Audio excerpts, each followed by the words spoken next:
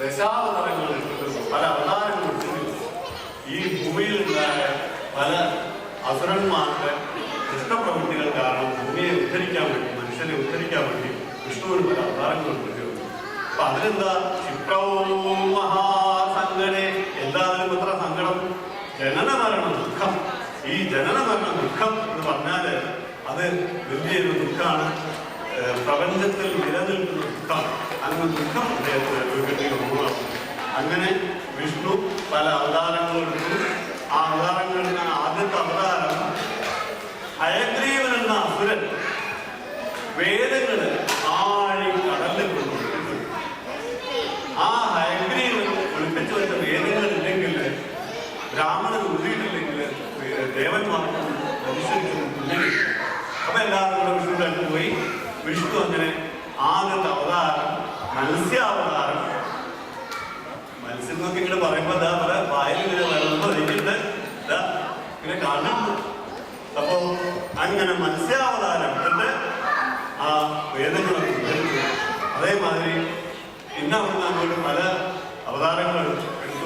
ഇപ്പൊ ശ്രീരാമന്റെ അവതാരം എത്ര വിശേഷപ്പെട്ടതാണ്. പുരുഷോത്തമനായ ശ്രീരാമൻ. എന്താ ഈ ശ്രീരാമനെ പുരുഷോത്തമൻ എന്ന് വിളിക്കാനുള്ള കാരണം എന്താ? അപ്പൊ ബാക്കിയുള്ളവരൊന്നും പുരുഷോത്തമനല്ലേ. പുരുഷോത്തമൻ എന്ന് പറഞ്ഞാൽ 16 ഗുണങ്ങളും ഒത്തുചേർന്ന മനുഷ്യൻ എന്നാണ്. ഇവിടെ ഇപ്പോ 16 ഗുണങ്ങളുള്ള ഒരു മനുഷ്യനെ പോയിട്ട് ഒരു ഗുണങ്ങളല്ല 16 പേരെ കാണാൻ സംശയം. അങ്ങനെ പുരുഷോത്തമനായിട്ടുള്ള ശ്രീരാമന്റെ അവതാരമാണ്. പിന്നെ ബ്രഹ്മാവ് സൃഷ്ടിച്ചു വിട്ട പലവിധ വിധത്തിലുള്ള സ്വഭാവമുള്ള ആൾക്കാരെ ഈ മഹാവിഷ്ണുവിന് പരിപാലിക്കേണ്ടി വന്നു. സരസവിരസന്മാര്, സരസസരസന്മാര്, വിരസസരസന്മാര്, സരസസരസന്മാര്. ഓ താൻ തുടങ്ങി എന്താണ് ഈ സരസരവിരവിരെന്ന് പറഞ്ഞാൽ എനിക്കൊന്നും മനസ്സിലാവില്ല. ചിലപ്പോൾ തന്റെ മാറ്റത്തെ മനസ്സിലാവാത്ത അതിനെ എനിക്കൊന്നും മനസ്സിലാവില്ല. സരസസരസന്മാര് എന്ന് പറഞ്ഞാൽ ചില ആൾക്കാര് നമ്മളിങ്ങനെ അവരുമായിട്ട് പെരുമാറുക, ഒരു അതിഥി വീട്ടിൽ വരിക, അവർ വളരെ സരസതയോട് കൂടെ അവരെ സ്വീകരിച്ചു. ആ വരാ വരാ വരാ, എന്താണ് കുറെ കാലമായി കണ്ടിട്ട്, അവരുടെ കുടുംബത്തിലെല്ലാവർക്കും സുഖല്ലേ, അതെ വഴിയിലെങ്ങനെ ഉണ്ടായിരുന്നു, ഓ എന്നാൽ ഇരിക്കുക, ഒരു വീശർ ഇരിക്കുക, വീശ നല്ല ചൂടുണ്ട് അല്ലേ, ഇരിക്കുക എന്നിട്ട് ചുക്കുവെള്ളം കുടിക്കുക. ചുക്കൊക്കെ ഇങ്ങനെ നല്ല പാകത്തിന് വന്ന് നല്ല രുചിയുള്ള ചുക്കുവെള്ളം അങ്ങനെ കൊണ്ട് കൊടുക്കുക. അത് കഴിഞ്ഞ് ഊടുകാരായി ഒന്ന് ഇരിക്കണു, ഒന്ന് വേല് കഴിയണോ വേണ്ട, ആ അന്നാതെ കഴിക്കുക. അങ്ങനെ അതിന് സർക്കാരൊക്കെ കഴിഞ്ഞ് സുഖമായിട്ട് കാര്യങ്ങളൊക്കെ അന്വേഷിച്ച് അദ്ദേഹത്തിനെ വളരെ സന്തോഷവാനായിട്ട് പറഞ്ഞേക്കുക. ഇങ്ങനെ ചില സൽസ്വഭാവികളായിട്ടുള്ള പെരുമാറുന്ന സൽസ്വഭാവികളായിട്ട് ആൾക്കാരോട് സരസസരസന്മാരെ, സരസത്വം കൊണ്ട് അവര് ആദ്യം മുതൽ അവസാനം തന്നെ സരസന്മാരായിട്ട് തോന്നുന്നു. ഓ പിന്നെ വിരസവിരസന്മാര്, വിരസവിരസന്മാരുടെ അടുത്തൊന്നും ബാധിക്കാത്തത്. ആ എന്താണോ പോകുന്നത്? അതെ ഞാൻ കുറച്ചു കാലം കണ്ടിട്ടാവുന്നു. അതെന്താ തനിക്കിപ്പത്ത് വരണമെന്നുണ്ടോ? എനിക്ക് എന്ത് തിരക്കുണ്ട്? അയ്യോ ഞാൻ വിചാരിച്ചില്ല. വിചാരിച്ചില്ലെങ്കിൽ എന്താ അങ്ങോട്ട് കയറി വരിക? അല്ല അതുകൊണ്ടല്ല, കുറെ കാലമായ കണ്ടിട്ടുണ്ടെങ്കിൽ എനിക്കെന്താ ഉറക്കം വരില്ലേ? അങ്ങനെയല്ല, നമ്മള് പഴയ പരിചയക്കാ, അത് പഴയ പരിചയക്കാരല്ല. എന്താണ് എന്താ കയറിയോ? ആ വേണ്ട. എപ്പോഴാണ് പോണെ? അല്ലെ ഞാൻ എന്തിനാ കുറച്ച് കഴിഞ്ഞിട്ട് ആക്കണേ, എനിക്ക് തിരക്കുണ്ടാകും പോയിക്കോളൂ. എന്താ ചെയ്യാ? ഇങ്ങനെ ചില ആൾക്കാരുണ്ട്. അതാണ് വിരസവരസന്മാർ.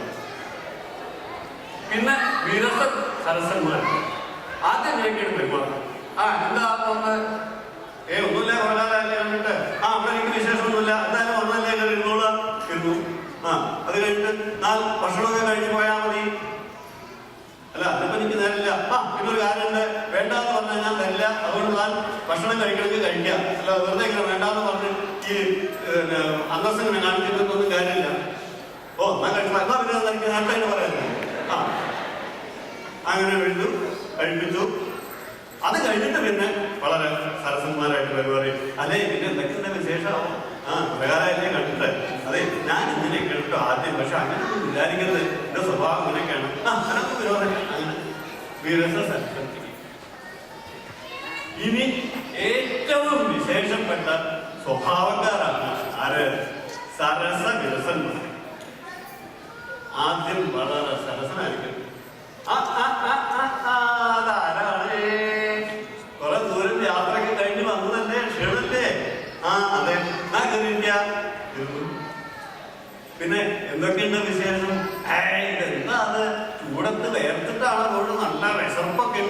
ആ ചുമലും മുണ്ടില് ആ രണ്ടാം മുണ്ടിൽ അതാ വേർത്തിട്ട് ഇങ്ങനെ ഉപ്പ് രസമൊക്കെ ആയിട്ട് ഇങ്ങനെ മുസ്ലിരിക്കണല്ലോ, അതിങ്ങനെ തന്നോളൂ.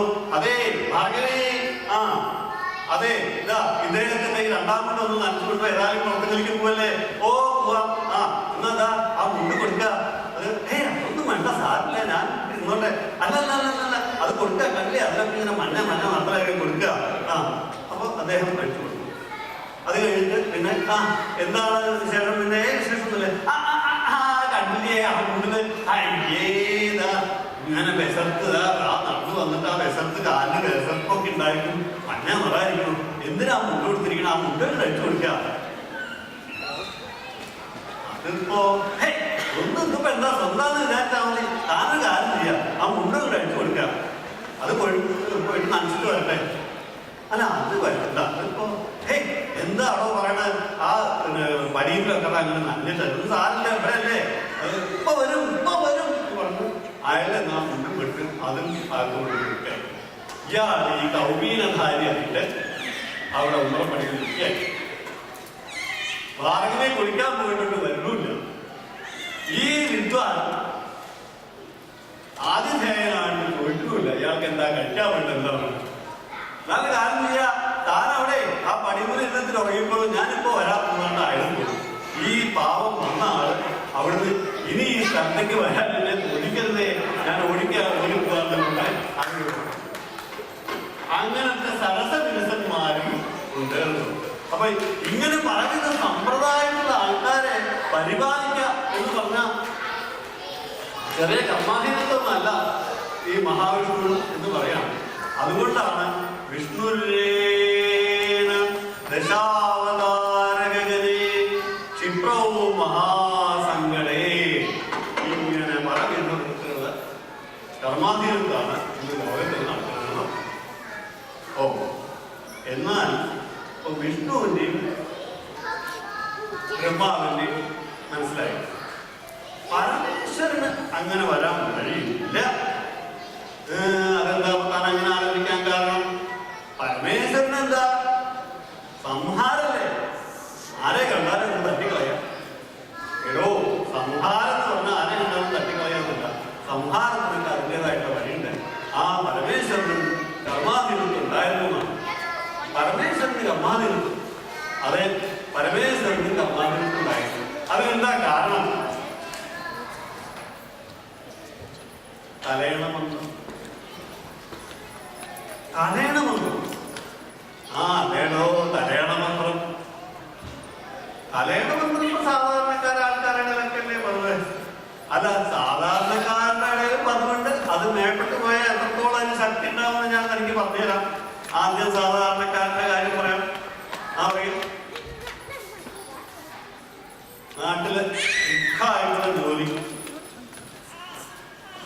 വാഹനം ഓടിക്കാൻ ആൾക്കാര്, ഭൃത്യന്മാര്, മണിമാളികമാർക്ക് ഇവിടെ ഇതിനൊക്കെ പുറമെ കുറേശ്ശെ കിമ്പളം കിട്ടും. അങ്ങനെ സുഖമായിട്ട് ഇരിക്കുമ്പോ ഒരു ദിവസം രാത്രി കിടന്നുറങ്ങുമ്പോ തലേണ മന്ത്രം ധരിക്കാൻ പറ്റും. എന്താ ഈ തലേണ മനസ്സിലായില്ലോ? തലേണ എങ്ങനെ മന്ത്രം ധരിക്കാൻ? എടോ ഭാര്യ ഇങ്ങനെ കുശുമ്പ് പറയാൻ തുടങ്ങിയതർത്ഥം.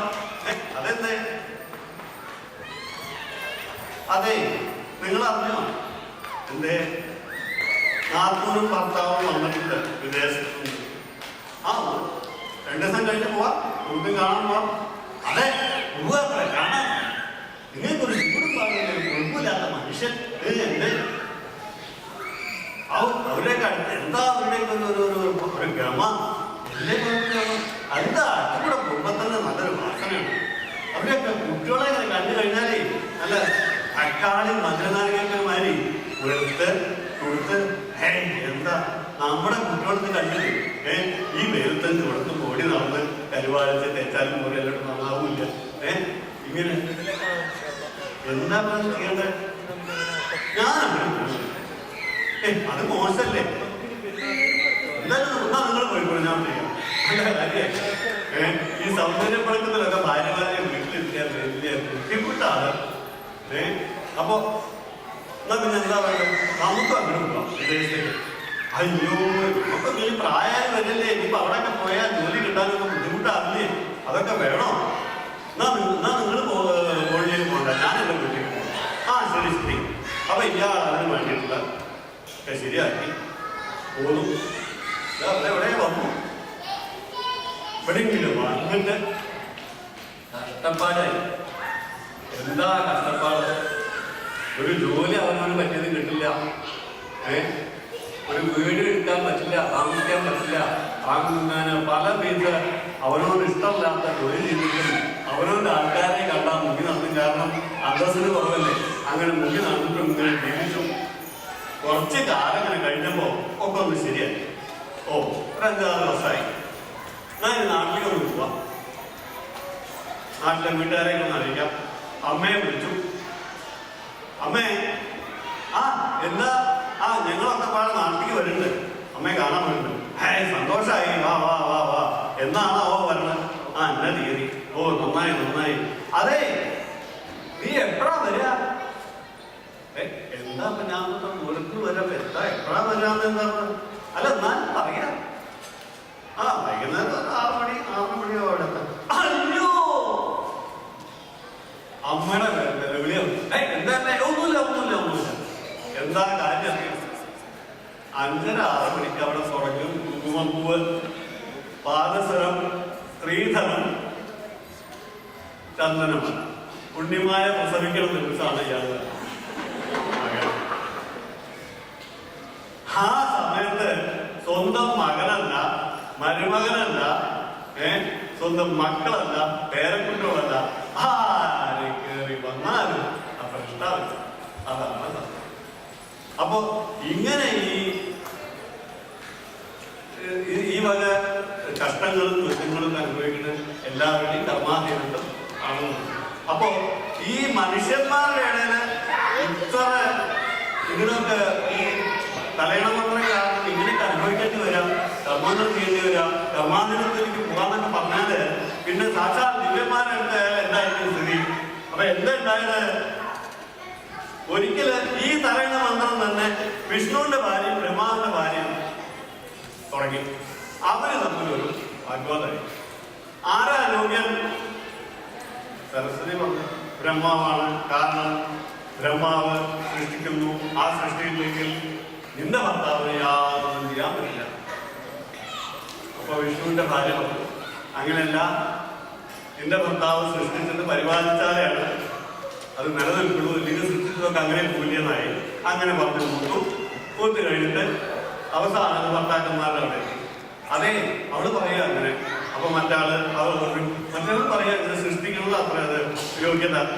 നിങ്ങളൊന്ന് പറയുന്നുണ്ട്, ഇവർക്ക് രണ്ടുപേർക്കും സഹിക്കാൻ വേണ്ടിയിട്ട് അങ്ങനെയുള്ള ഈ തലയണമോ മന്ത്രം കൊടുത്താലാണ് പിന്നെ പുരുഷന്മാര് രംഗത്തിറങ്ങുക. അങ്ങനെ ഇത് രണ്ടുപേരും രംഗത്തിറങ്ങി. അവർ തമ്മിൽ വാഗ്വാദമായി. വാഗ്വാദം മൂത്ത് വിഷ്ണുവും ബ്രഹ്മാവും ചാവുന്നത് അവര് വില്ലും എടുത്ത് കുറയ്ക്കാൻ പോയി. വില്ലെടുത്ത് ആ വില്ല് കുറച്ചാൽ തന്നെ പ്രപഞ്ചം ഭസ്മാവും, അത്ര ശക്തിയാണ്. അപ്പൊ അത് കണ്ടിട്ട് പരമേശ്വരൻ ഉടനെ അവിടെ മനസ്സിലായി, എന്താ നിങ്ങൾ കാണിക്കണം, എന്ത് വിഡിത്തര കാണിക്കണം? അപ്പൊ എന്തായാലും ഞാൻ കോമഡി ഉണ്ടാക്കി തരാൻ പറ്റും. അപ്പൊ ഇതാണ് സംഭവം. ഓ, അതിനൊരു കാര്യം ചെയ്യാം, നിങ്ങൾ ആരാ യോഗ്യെന്ന് ഞാൻ മനസ്സിലാക്കി തരാം. ഒരു കാര്യം ചെയ്യാം, ഞാൻ എന്റെ വിശ്വരൂപം എടുക്കണം.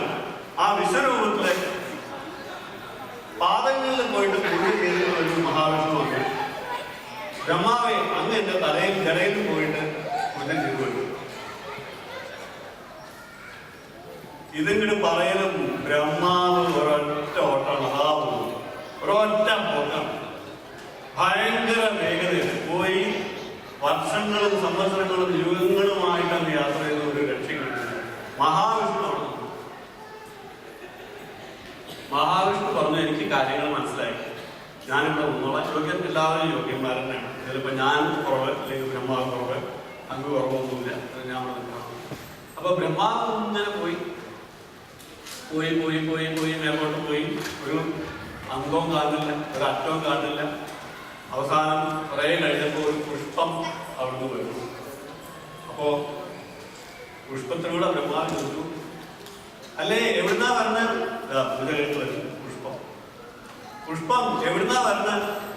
അപ്പോ അല്ല ഞാൻ സാക്ഷാൽ പരമേശ്വരന്റെ തലേന്ന് പൂജ കഴിഞ്ഞ് വരാണ്. ഇനി എത്ര ദൂരമുണ്ട് ഭഗവാൻ? ഇനി ദൂരം എത്ര ഉണ്ടെന്ന വിചാരം ഇപ്പൊ ഒന്നും എത്തില്ല. കുറേ എപ്പോഴാ ഞാൻ അവിടുന്ന് പുറപ്പെട്ടതെന്ന് എനിക്കറിയില്ല. ഓ എന്നൊരു കാര്യം ചെയ്യോ, ഞാൻ താഴേക്ക് തിരിച്ചു വരാം. ഇനി ഇവിടുന്ന് അങ്ങനെ മേപ്പെട്ട് പോകാൻ വയ്യ, വയസ്സുമായി. ഈ ഒരു കാര്യം താഴത്ത് പോയി കഴിഞ്ഞാൽ ഞാനും പൂജ കഴിഞ്ഞിട്ടാ വരണമെന്ന് ഞാൻ പറയുമ്പോൾ നീ ഒന്ന് സാക്ഷി പറഞ്ഞു. ശരി, പുഷ്പ ആദ്യം ഒന്ന് വിഷമം, കാരണം അസത്യല്ലേ പറയണം. പിന്നെ സാക്ഷാൽ മുൻകൂട്ടികൾ ഒരാളാണ് പറയണം. ആ ശരി പറയാം. ഓ പരമേശ്വരന്റെ അടുത്തെത്തി. ആ ബ്രഹ്മൻ അന്ന് പൂജയ്ക്ക് കഴിഞ്ഞാണോ എന്ന്? അതെ, ഇതാ പുഷ്പം സാക്ഷിയുണ്ട്. ആഹാ, പരമേശ്വരന്റെ കാര്യം മനസ്സിലായി. പരമേശ്വരൻ അങ്ങ് ദേഷ്യം. ഇത്രയും മഹാനായ ഒരു വ്യക്തി അസത്യം പറയും. അപ്പോ ബ്രഹ്മാവിന് 4 തലയും. ഈ അസത്യം പറഞ്ഞ തലനെ അങ്ങേക്ക് ആവശ്യമില്ല എന്ന് പറഞ്ഞാൽ അത് മുന്നിലേക്ക് ബ്രഹ്മാവിന് അതിലും പ്രശ്നമായി. ബ്രഹ്മാവ് പറഞ്ഞു, ത്രിമൂർത്തികളുടെ അങ്ങേമാരുള്ള ഒരാളായ എന്നെ അങ്ങ് ഇങ്ങനെ ആക്ഷേപിച്ചല്ലോ, അതുകൊണ്ട് അങ്ങേക്ക് എന്റെ ഒരു ശാപമായിരിക്കട്ടെ. അങ്ങനെ ആ ശാപമാണ് ശംഭുരേന കപാലപാണി മുടകേ ഭിക്ഷാടനം യാചതേ. ഒരാൾ ഉറങ്ങി തോന്നുന്നത് അല്ല, ഇങ്ങനെ ഉറങ്ങിയിട്ട് ഒരാൾ നല്ല ഓട്ടം കൊള്ളുന്നത് എഴുതില്ലേ. അങ്ങനെ ആ ശംഭുവിന് ബ്രഹ്മാവിന്റെ തലയോടുമായി ഭിക്ഷയാചിക്കേണ്ടി വന്നു. താൻ എന്താണോ പറഞ്ഞ പരമേശ്വരൻ ഭിക്ഷയാചിക്കുക? ആ അങ്ങനെ ഉണ്ടായിട്ടില്ല, അതൊക്കെ വലിയ കഥയാണ്, അതൊന്നും ഇപ്പൊ പറയാൻ നേരമില്ല. അങ്ങനെ ഉണ്ടായിട്ടുണ്ട്. പരമേശ്വരന് അങ്ങനെ കർമാതീർത്ഥം ഉണ്ടായിട്ടുണ്ട്. അങ്ങനെ ത്രിമൂർത്തികൾക്ക് ഈ കർമാതീർത്ഥം ഉണ്ടാവുന്ന കാലത്ത് തന്നെയാണ് ചില രാഷ്ട്രങ്ങൾക്കും കർമാതീർത്ഥം. ഇത്ര നേരം താൻ പറഞ്ഞതൊക്കെ ഞാൻ ശ്രദ്ധിക്കേണ്ടായി. ഇതിപ്പോ താൻ പറയണത് ഇത് എനിക്ക് വിശ്വസിക്കാൻ പറ്റില്ല. ഈ രാഷ്ട്രങ്ങൾക്ക് എങ്ങനെ കർമാതീർത്ഥം? എടോ, രാഷ്ട്രങ്ങൾക്ക് കർമാതീർത്ഥം എന്ന് പറഞ്ഞാൽ എങ്ങനെ? പരമേശ്വരൻ പണ്ട് ഭസ്മാസുരന് വരം കൊടുത്ത മാതിരിയാണ്. ഭസ്മാസുരന് വരം കൊടുത്ത എങ്ങനെ? പരമേശ്വരൻ എല്ലാ അസുരന്മാരും തപസ്സിരുന്നാൽ വേഗം പ്രീതിപ്പെടും. ഒരു കൈ നോക്കണോ? തപസ്സിരിക്കണമാരേക്ക് ഇരിക്കട്ടെ. അങ്ങനെ പരമേശ്വരൻ വേഗം പ്രീതിപ്പെടും. അപ്പോ ഒരു അസുരൻ തപസ്സിരുന്നു, കാലം കീഴ്പ്പെട്ടായിരുന്നു, കൈകൊണ്ട് കുത്തി നിന്നു. അങ്ങനെ കുറെ കാലം ഒറ്റക്കാലം നിന്ന് തപസ്സിരുന്നു. കുറെ കാലങ്ങൾ തപസ്സിരുന്നപ്പോൾ പരമേശ്വരൻ പ്രത്യക്ഷമായി. എന്താ വേണ്ടത്? ഞാനേ ചൂണ്ടുവിരൽ കൊണ്ട് ആരുടെ ശിരസിൽ തല വയ്ക്കുന്നു അവരുടെ ഭസ്മമാണ്. അപ്പൊ പരമേശ്വരൻ ഒരു നിമിഷം ഇങ്ങനെ ആലോചിച്ചു. ആ വരം കൊടുക്കളയാം. കാരണം മഹാവിഷ്ണുവിന് അത്രയും പണി കുറഞ്ഞു കിട്ടി. അദ്ദേഹം പാവം എപ്പോഴും ഇങ്ങനെ ഈ അസുരന്മാരെ നിഗ്രഹിക്കാനായിട്ട് അവതാരം എടുക്കുക, കുറെ കഷ്ടതകൾ അനുഭവിക്കുക, അതിനൊന്നും ആവശ്യമില്ലല്ലോ. എന്നാൽ വരം കൊടുക്കളയാം. ആ ശരി, വരം തന്നിരിക്കുന്നു. പരമേശ്വരൻ തിരിച്ചുപോയി കൈലാസത്തിൽ ചെന്നപ്പോ കുറച്ച് നേരങ്ങൾ കഴിഞ്ഞില്ല പഠിക്കൽ വന്നതാണ്. എന്താ അവിടെ ബഹളം? അത് ഒരു അസുരൻ കൂടെ വന്നിട്ട്, ആ അതെന്റെ ഭക്തനാണ്, ഇങ്ങനെ പറഞ്ഞു വിട്ടോളൂ. ആ വന്നു. എന്താ ഹേ അസുരൻ? എനിക്കല്ലേ കുറച്ചു മുമ്പ് ഞാൻ വരണ്ട തന്ന് ഭസ്മാസുരന് വേറുവിട്ടത്? അതെ. പിന്നെന്താ ഇവിടെ പോകുന്നത്? അല്ല, എനിക്കിതൊന്ന് പരീക്ഷിക്കണം. ഓ പരീക്ഷിച്ചോളൂ, ഇഷ്ടം പോലെ ഉണ്ട്, ആരെ തന്നെ പരീക്ഷിച്ചോളൂ. അതല്ല, എനിക്ക് ദിവ്യന്മാരായിട്ട് ആരെങ്കിലും പരീക്ഷിക്കണം. ആ അതിപ്പോ എവിടുന്ന കിട്ടാറില്ല, അധികമൊന്നും ഇല്ല ദിവ്യന്മാരെ, എവിടെയൊക്കെ പോയി പരീക്ഷിക്കാം. അതല്ല, എനിക്ക് വരം തന്ന അങ്ങേ തന്നെ പരീക്ഷിക്കണം. ശിവൻ വല്ലാതെ കണ്ട് ഭ്രമിക്കുക. എടോ, എനിക്ക് ഒന്നല്ല 2 ഭാര്യമാരാ, ഗംഗയും പാർവതിയും. അസുരൻ പറഞ്ഞു അവരുടെ കാര്യമൊക്കെ ഞാൻ എഴുതി. എടോ ഭസ്മാസുര, ആ ചെയ്യുന്ന അനീതിയാണ്, അങ്ങനെ ചെയ്യരുത്. അതൊന്നും പറ്റില്ല, അങ്ങ് വരുന്നതല്ലേ, അതുകൊണ്ട് എനിക്ക് അങ്ങേ തന്നെ പരീക്ഷിക്കണം. അങ്ങയുടെ വേദനയാണ് ഞാൻ ആദ്യം പരീക്ഷിക്കാൻ പോണേ. കാരണം എന്നെ കബളിപ്പിച്ചോന്ന് എനിക്ക് അറിയണ്ടേ. അങ്ങനെ പല കഥകൾ കേൾക്കും, അങ്ങേ തന്നെ പരീക്ഷിക്കണം എന്ന് പറഞ്ഞ് ഭസ്മാസുരൻ കൊണ്ടുവരുന്നത് ശിവന്റെ പുറകെ. ശിവൻ അവർക്ക് ഓട്ടത്തോടോട്ടം. കാരണം ഭസ്മാസുരനവന്റെ അദ്ദേഹത്തിന്റെ ശിരസിൽ തലവെച്ചാൽ വലിയ കൈവെച്ചാൽ വലിയ ബുദ്ധിമുട്ടായിരുന്നു. അതുകൊണ്ട് അദ്ദേഹം ഓടി ബ്രഹ്മാവിന്റെ അടുത്ത്, ബ്രഹ്മാവെ ഇങ്ങനൊരു കാര്യം രക്ഷിക്കുക, ഭസ്മാസുരൻ എന്റെ പുറകെ വരുന്നുണ്ട്. ബ്രഹ്മാവ് നോക്കി, അയ്യോ അത് ഭസ്മാസുരനല്ലേ, ഞാനും ഇല്ല, നമുക്ക് രണ്ടാമത് ഓടാമെന്ന് പറഞ്ഞ് ബ്രഹ്മാവ് ഓടി പോയിട്ട് മഹാവിഷ്ണുവിന്റെ അടുത്ത് ചെന്നു. മഹാവിഷ്ണു പറഞ്ഞു എന്താ കാര്യമാ, അത് ഞാൻ ശരിയാക്കാം. അപ്പൊ അങ്ങനെയാണ് മഹാവിഷ്ണു മോഹിനി അവതാരം എടുത്ത് പിന്നെ ശാസ്താവിന്റെ അയ്യപ്പത്തിൽ നിന്നും, അത് വലിയ കഥയാണ്. അങ്ങനെ മഹാവിഷ്ണു ഭസ്മാസുരനെ നിഗ്രഹിക്കുകയാണ് ഉള്ളത്. എന്തേ പറഞ്ഞത് വെച്ചാല്, ഇന്നിപ്പോ ഇവിടുത്തെ ചില രാജ്യങ്ങളുടെ, നമ്മളുടെയൊക്കെ രാജ്യങ്ങളുടെ ബുദ്ധിമുട്ട് ഈ സാങ്കേതിക വിദ്യയും ധനസഹായവും ആയുധ സഹായവും എല്ലാം പലവർക്കും കൊടുത്തിട്ട് അവരൊക്കെ ഇവരുടെ പിന്നാലെ ഭസ്മാസുരന്റെ മാതിരി കൊണ്ടുവരുന്ന.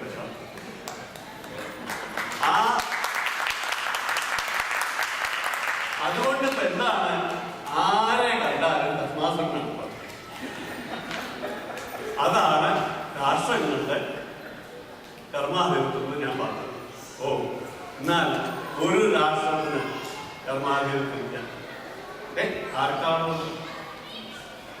ഇവിടുന്ന് കുറച്ച് വടക്കൊരു രാജ്യല്ലേ, ഏതാണ്? കാനഡ. കാനഡയ്ക്ക് എന്താ കർമാധിപത്യമില്ലാത്ത? കാനഡയിൽ എങ്ങനെ വെച്ചാൽ ഇവിടെ നടക്കുന്നത് മുഴുവൻ അതേ മാതിരി ഒരു വ്യത്യാസം. ഇവിടെ എന്തൊക്കെ കാണുന്നുണ്ടോ, ഇവിടെ എന്തൊക്കെ ചെയ്യുന്നുണ്ടോ, ഇവിടുത്തെ ഭരണകൂടങ്ങൾ എന്തൊക്കെ ചെയ്യുന്നോ അത് മുഴുവൻ അവിടെ മാറി. നല്ല കാര്യങ്ങളൊക്കെ അനുകരിക്കുകയാണെങ്കിൽ നല്ലതല്ലേ? അല്ല, നല്ല കാര്യങ്ങൾ നല്ല വിധത്തിൽ മനസ്സിലാക്കിക്കൊണ്ട് അനുകരിക്കുന്നതിന് ബുദ്ധിമുട്ടൊന്നുമില്ല. ഈ മനസ്സിലാക്കാണ്ട് അനുകരിക്കുന്നതാണ് ബുദ്ധിമുട്ട്. അതെന്താ? അത് ഒരു ചെറിയ കഥ പറഞ്ഞു. വീണ്ടും നമ്പൂതിരിക്ക് തന്നെ താനെന്താ ഇടയ്ക്കിടയ്ക്ക് നമ്പൂതിരിയുടെ കളിയാക്കും. നമ്പൂതിരിയുടെ കളിയൊക്കെ പറഞ്ഞാൽ അവരെ മോശമായിട്ട് കാണിക്കണ്ട. അവർക്കൊക്കെ വിവരവും അറിവും വേദങ്ങൾ വായിക്കാനും സംസ്കൃതവും ഒക്കെ ആയിട്ട് എല്ലാവരും ബഹുമാനിക്കുന്ന ഒരു ആൾക്കാരാണ്. അപ്പൊ അവരുടെ കാര്യം ഉദാഹരണങ്ങൾ പറഞ്ഞാൽ എല്ലാവർക്കും മനസ്സിലാവും. അതുകൊണ്ടാണ് എന്നാ പറയാം. അപ്പൊ ഒരു നമ്പൂതിരി എവിടുന്നോ യാത്രയും കഴിഞ്ഞ് വരികയാണ്. അപ്പോ ഇന്നത്തെ എത്തിയിട്ട് വേണം സന്ധ്യാവന്ദനം ഈ ഇതല്ല. അവിടെ ഇങ്ങനെ സന്ധ്യാവന്ദനത്തിനൊക്കെ ഇങ്ങനെ സമയമായിട്ട് ഇരിക്കുകയാണ് ആൾക്കാർ. ആ സന്ധ്യാവന്ദനല്ല, ഇത് തർപ്പണം ചെയ്യാൻ അങ്ങനെ. അപ്പോ സന്ധ്യാവന്ദനത്തിന് സമയമായപ്പോ ഒരു പുഴയിൽ ഒഴുകിപ്പോയി. അവിടെ ഇറങ്ങി അദ്ദേഹം. അപ്പൊ പിന്നെ അദ്ദേഹം ഇറങ്ങി കുളിച്ച് കഴിഞ്ഞ് തർപ്പണമൊക്കെ കഴിഞ്ഞ് കയറുമ്പോഴേക്ക് കുറച്ച് സന്ധ്യയും ഇരുട്ടാവും. അപ്പൊ അദ്ദേഹത്തിന്റെ മടിയിൽ കുറച്ച് ഈ മുറുക്കാന്ന് പറഞ്ഞപ്പോഴാണ് എനിക്കൊരു ഓർമ്മ പറഞ്ഞത്. എന്താ മുറുക്കൽ ഇപ്പൊ പണ്ടത്തെ തലമുറ അല്ല, ഇപ്പോഴത്തെ തലമുറയും മുറുക്കാൻ തുടങ്ങി തോന്നുന്നുണ്ട്. അതെന്താ?